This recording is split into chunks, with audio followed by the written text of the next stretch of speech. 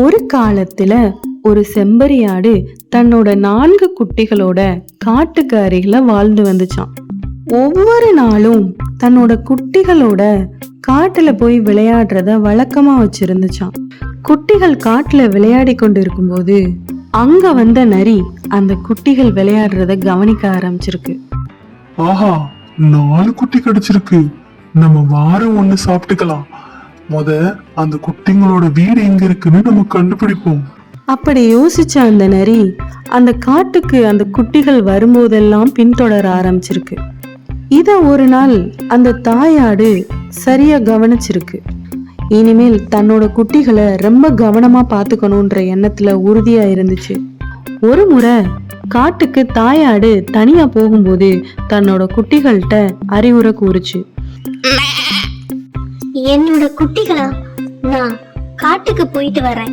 நான் வர்றதுக்குள்ள வேற யாராவது வந்து கதவை தட்டுனா நீங்க திறக்க கூடாது. நான் வந்தா மட்டும்தான் நீங்க கதவை திறக்கணும். குட்டிகளுக்கு அறிவுரைய சொல்லிட்டு ஆடு காட்டுக்கு சென்றது. அந்த தாயாடு நினைத்தபடியே நரி வீட்டுக்கு வந்துருச்சு. அந்த நரி கதவுக்கு வெளியில நின்றுட்டு, குட்டிங்களா, நான் தாண்டா உங்க அத்தை வந்திருக்கேன் அப்படி குரலை மாத்தி அந்த குட்டிங்களை ஏமாத்தி அந்த நரி குட்டிங்களை வெளியே வர வச்சது.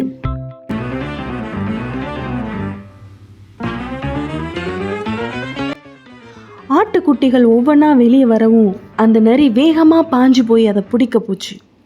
அப்பதான் கதையில ஒரு திருப்பமே இருக்கு. கண்ணா, கொஞ்சம் இங்க திரும்பி பாரு அப்படின்னு ஒரு குரல் கேட்டுச்சு. யாருன்னு தானே கேக்குறீங்க? அதுதான் நம்ம தாயாடு.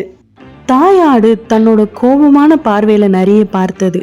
தன்னோட கொம்புகளை வச்சு நரியோட துணிஞ்சு சண்டையிட ஆரம்பிச்சிச்சு. நரி ஆட்டோட துணிச்சலை பார்த்து பயப்பட ஆரம்பிச்சிச்சு. ஒரு கட்டத்துல ஆடு தன்னோட கொம்புகளை வைத்து தாக்க ஆரம்பிச்சிச்சு.